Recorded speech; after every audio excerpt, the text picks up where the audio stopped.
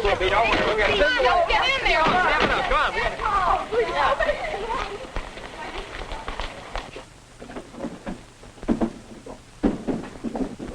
Hey, kids, there's the schedule.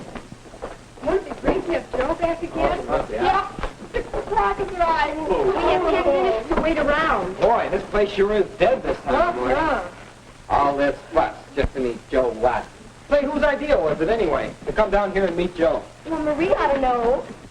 Bob had the idea first.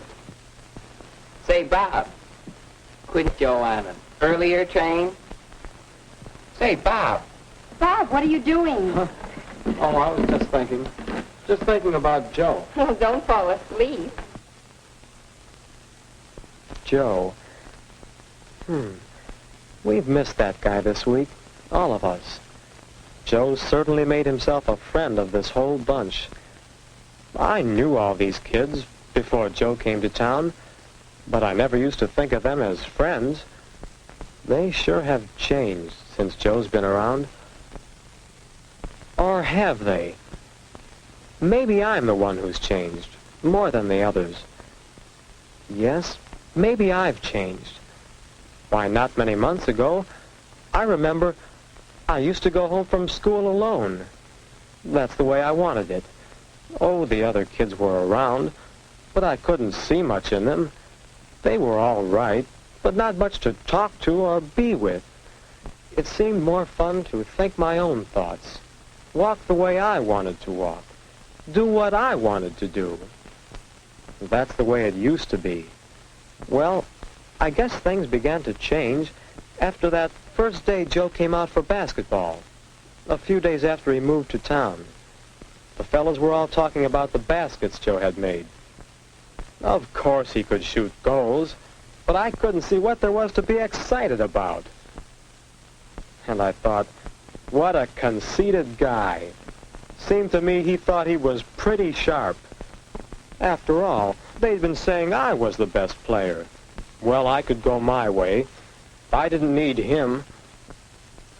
But Joe seemed to want to be friends with everybody. I guess he could sense the way I felt. It sure is a good team, Bob, and you fellas really work together. You know, I wouldn't have made half those shots if you hadn't been there, feeding the ball to me at the right time. Gee, what he said made me wonder. Had I been too quick in judging him? I figured at least I ought to give him a chance. Wait and see what he was like. And then Joe started waiting around for me after practice to walk home. At first I didn't like it. Why didn't he butt in on someone else? But after all, his family had moved in just around the corner from my house, so it was natural for us to walk home together. And I began to see that he wasn't butting in. He wanted to be friendly. We were walking the same way and playing on the team together. We found things to talk about. It was as simple as that. Before long, I began to enjoy those walks from school. Then one day he asked me about a physics problem that was giving him trouble, and I offered to help. And you know, Joe didn't mind somebody being better in physics than he was. We worked it out together. And helping someone is one way you become friends. Before long, we were doing all sorts of things together. Hiking in Burns Woods. That was more fun with Joe than it had been alone. Hiking was a mutual interest. It was something we both enjoyed doing. And so Joe and I became friends. Good friends. How did Joe make friends? With me, and with the rest of the bunch. What were his secrets? Why does everyone like Joe? Well, he seems so at ease and friendly with people. All kinds of people. Sincere and real, too. He takes people as they are. He finds pleasure in the achievements of others.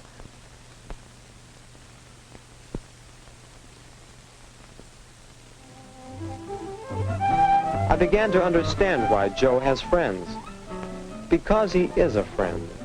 He didn't have to stand out in the gang. He didn't try to be a star. People liked Joe because Joe likes people. I really learned that lesson when the committees for the class picnic were appointed. I'd still like to know who made up that list, because when I saw it, I thought, that sure was a funny entertainment committee. Joe Watson, chairman. That made sense. Then Ann Hillman and Bob McGraw. That's me. But Marie Jones, who'd ever heard of her? She didn't belong in our crowd. What good would she be on the committee? Well, I found out when Joe got us all together for a committee meeting.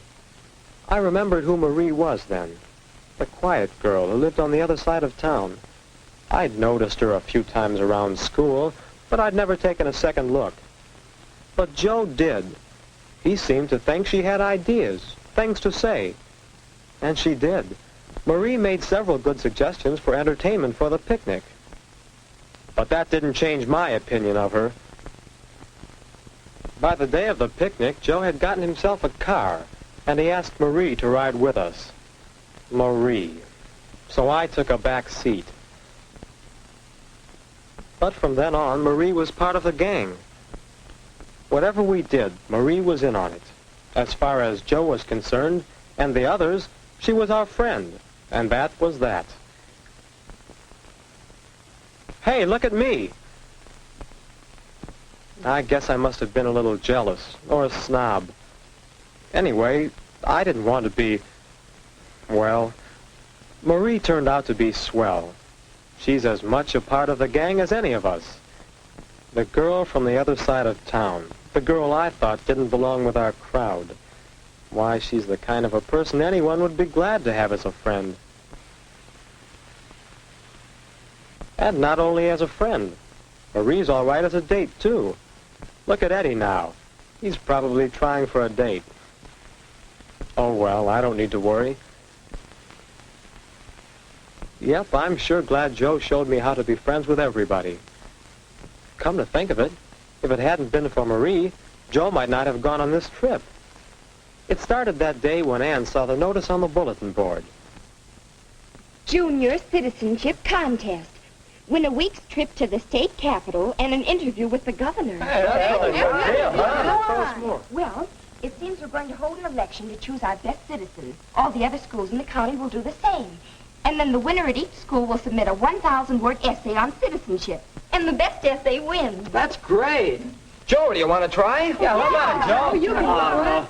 I'm not so good at writing essays and things. Why not? Besides, you have the best chance of being elected. Oh, thanks, Bob, but I don't think so. Listen, are we all agreed that Joe is the logical candidate? Sure, he's the guy. All right, let's draft him. We'll organize a campaign committee. And Bob, you work on Joe and get him to agree. Well, Joe won the election. Everybody agreed he was one of the school's favorite citizens. But getting that essay written was something else. Writing sure is hard for old Joe. And so we pitched in, all of us, and helped him. There I was, the same guy who a few months before had been jealous of Joe's popularity. Well, friendship sure does change people. It brought out the best in me. It brought out the best in Joe. A winning essay. When Joe won the county contest, we all felt it was our victory, too. That was okay with Joe.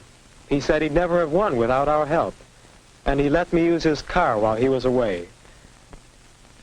We've sure missed him. All of us. Marie, Bill, Judy, Eddie. Well, maybe not Eddie. Glad he's here, though. I wasn't sure he'd come when I asked him the other day. Listen, Eddie, a bunch of us are going down to meet Joe's train when he comes in Saturday. Do you want to come along? That conceited guy? No thanks. Well, listen, I felt that way once. But honest, Joe's such a good guy that after you really get to know him, you'll know he isn't conceited. Come on along Saturday. Joe will like you, and you'll like him. Well, okay. Swell.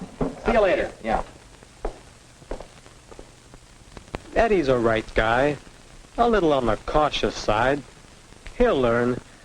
I did. Eddie, Marie, where is everybody? Hey, come on, here's the train.